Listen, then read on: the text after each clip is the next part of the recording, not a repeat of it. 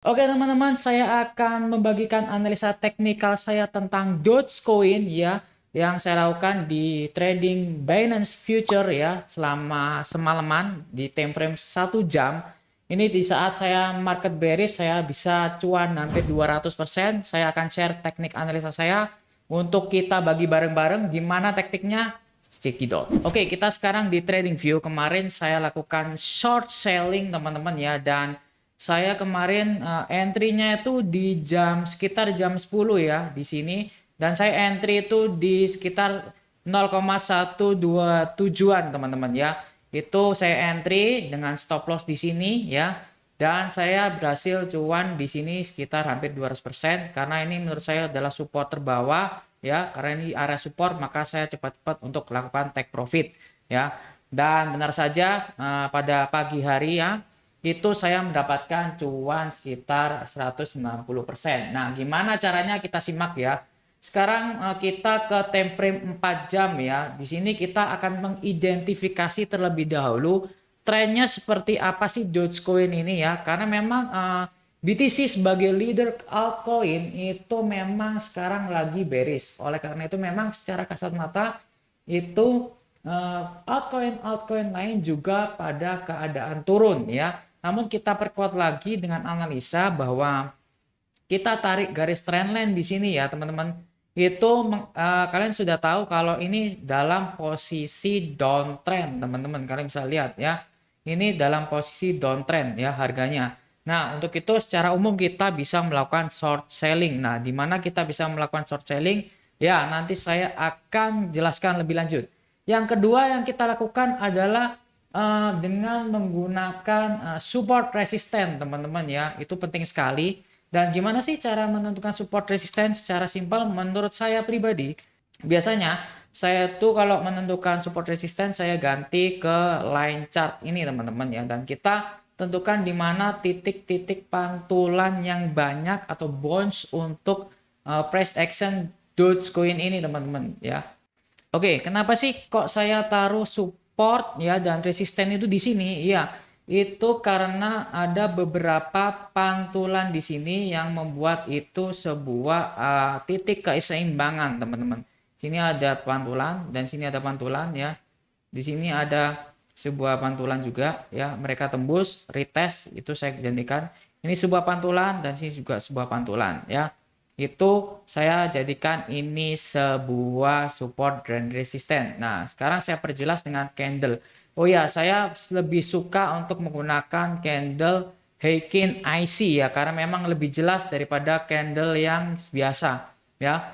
Karena memang kalian bisa lihat, menurut saya candle Heikin IC ini lebih cocok di saya, mungkin juga lebih cocok di kalian. Nah, di candle Heikin IC ini juga kalian bisa lihat jelas pantulan ya, sini pantulan yang membentuk double bottom ya. Di sini juga ada area fails breakout ya teman-teman. Di sini juga ada pantulan. Ini juga ada pantulan. Itu yang membuat apa namanya? Saya menggunakan ini sebuah support dan resisten, teman-teman. Sekarang di time frame 4 jam. Dan sebenarnya kalau kita sama-sama jeli, itu kita juga bisa melihat ini ada sebuah uh, beberapa pattern ya teman-teman ya. Kalau saya gambar sebenarnya itu ada pattern symmetrical triangle sebenarnya. Oke, nah pada saat ini symmetrical triangle menurut saya di kedepannya ya, ketika memang dia bisa breakdown di support ini, kemungkinan Dogecoin bisa dilakukan short selling kembali ya.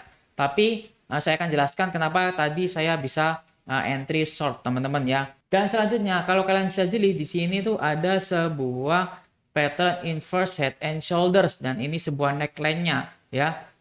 Dan ini indikasi untuk melakukan bullish reversal ya teman-teman ya. Dan kalian bisa entry di sini dan take profit di sini teman-teman. Itu tentunya. Tapi kita perjelas lagi ya di time frame 1 jam. Sebenarnya itu kita bisa membuat sebuah lagi-lagi sebuah support baru teman-teman. Menurut saya ini juga sebuah support untuk time frame 1 jam teman-teman ya.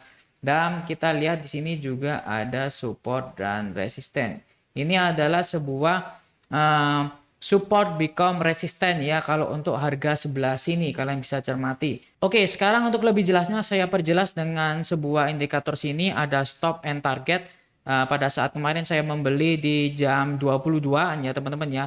Dan kenapa saya entry di sini ya, karena memang sebelumnya saya mendeteksi di sini ada sebuah bearish flag ya. Ini menurut saya ini adalah sebuah bearish flag.